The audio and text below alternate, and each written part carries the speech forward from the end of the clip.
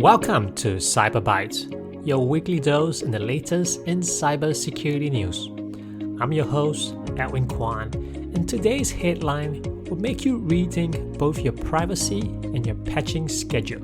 From WhatsApp's phone numbers exposed at a staggering scale to a critical WordPress plugin bug, a record-setting DDoS against Microsoft Azure, a hefty fine for Optus over phone number hijacks, and a crafty malware campaign on NPM. So let's go through the most important cyber stories for the week. Let's start with WhatsApp, the messaging giant with over 2 billion users.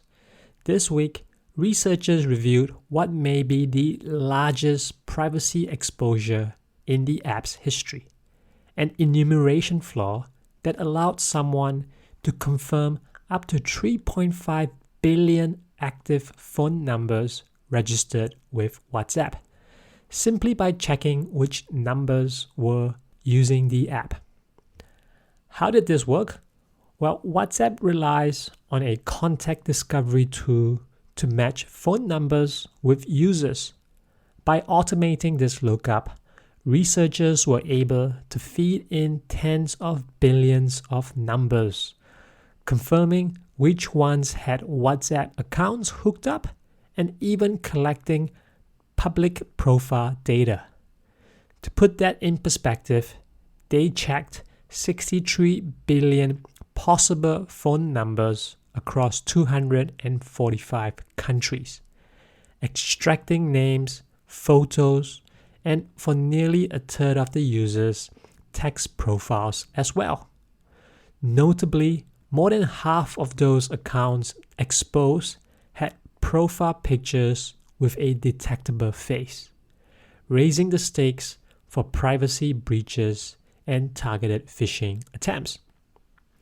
Staggeringly, WhatsApp had little to no effective rate limiting. Researchers reported querying 7,000 numbers per second without being blocked. Meta, WhatsApp's parent company, has acknowledged the issue and is reportedly deploying anti-scraping protections. Still, this incident highlights just how valuable and vulnerable erasing privacy boundaries can be in our increasingly connected world. Attackers can now build reverse phone books or target individuals for scam, phishing attacks, or more. Next up, if your website runs WordPress and use the popular W3 Total Cache plugin, here's a heads up.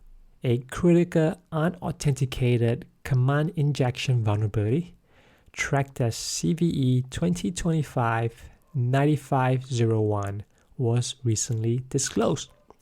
This bug lives in the parse dynamic env function, and it lets attackers inject arbitrary PHP commands via a specially crafted command payload. The upshot?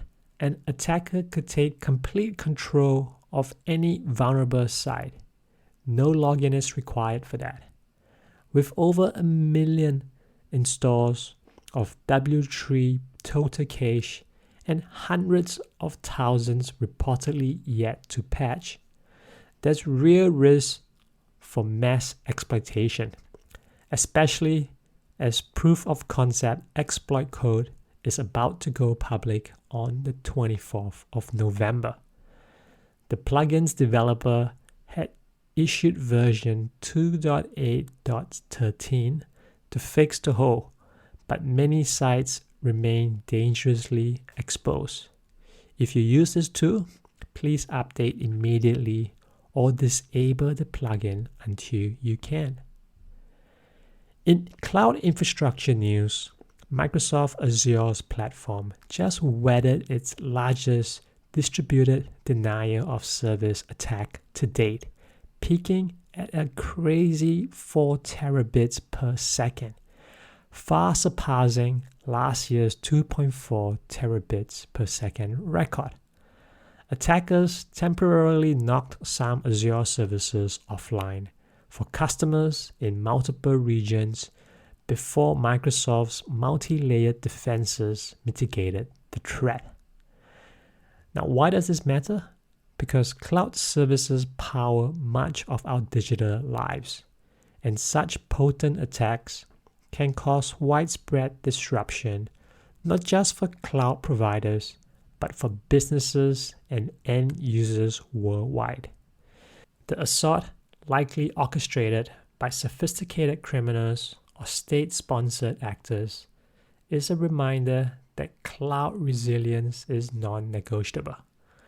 Microsoft continues to invest in their DDoS protection, but if the arms race continue, it's vital that cloud customers also develop DDoS contingency plans and review contractual protections for outages. And moving on to our next story. Speaking of direct consequences, Australian telco Optus, already under consumer scrutiny, was recently fined $826,000 for failing to prevent scammers from hijacking user phone numbers via a vulnerable third-party ID verification process. Attackers exploited this flaw to bypass security checks for number porting across to other providers, allowing them to take over at least 4 customers' mobile services, and from there, access their bank accounts for a reported $39,000 in losses. The Australian Communications and Media Authority called it inexcusable for such a large telco to lack robust customer verification for port-outs. The vulnerability, since remediated, affected customers through Optus's Coles Mobile sub-brand. This case shows just how crucial it is for telcos and service providers to ensure airtight identity verification processes, especially as SIM swaps and port-out fraud remains high-reward, low-effort vectors for cyber criminals. And now, we're on to our last story. Developers and organizations relying on open source, especially NPM packages, please beware. Researchers have uncovered a sneaky malware campaign targeting the JavaScript supply chain. 7 malicious NPM packages published under the Dino_reborn handle abuse the AdSpec cloud service to fingerprint users and selectively redirect only real victims to sophisticated cryptocurrency scams. Here's the trick. The malware collects browser data for each visit, sending it to AdSpec's API. If you're deemed a researcher, you just see a harmless company site. But if you're a regular user, you're then whisked away to a fake crypto capture, then led down the rabbit hole to scam pages. These packages also use anti-analysis techniques like blocking developer tools, making them extra tricky to investigate and remove. AdSpec says such abuses violates its terms of use, but the story is just a case study in attackers' adaptability and the need for vigilance and security collaboration across the open source ecosystem. And that's it for this week's Cyber Bytes. As always, stay patched, stay alert, and don't become a headline. Until next time, keep your digital world safe.